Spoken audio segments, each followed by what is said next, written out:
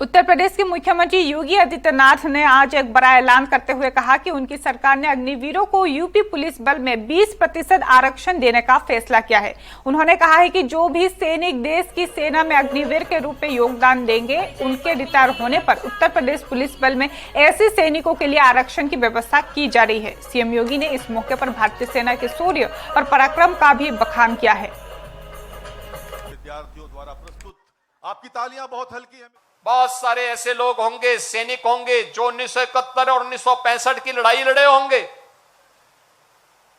बहुत सारे हमारे आसपास ऐसे जवान होंगे जिन्होंने इन सभी युद्धों में जिनका बलिदान हुआ होगा, उनकी स्मृतियां आज भी हमारे सामने हैं।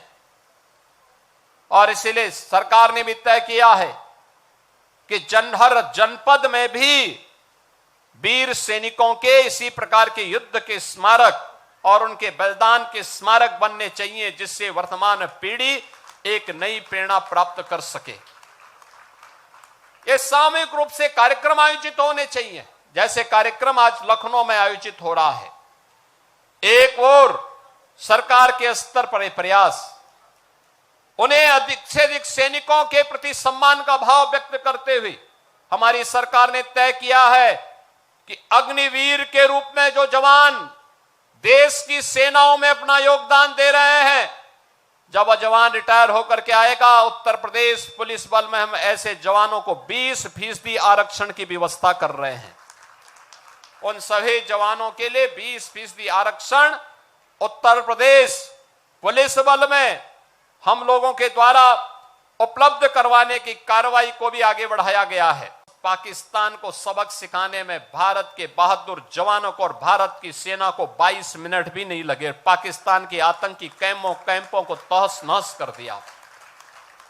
प्रधानमंत्री मोदी जी ने यही कहा था कि पुलवामा में जिसने भी दुस्साहस किया उसको इसकी कीमत चुकानी पड़ेगी।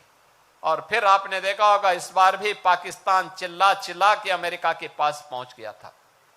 भारत एक मोर्चे पर कई देशों से लड़ रहा था, कहीं तुर्की के द्वारा, कहीं चीन के द्वारा और कहीं दुनिया के अन्य देशों के द्वारा भी उसे सहायता दी जा रही थी।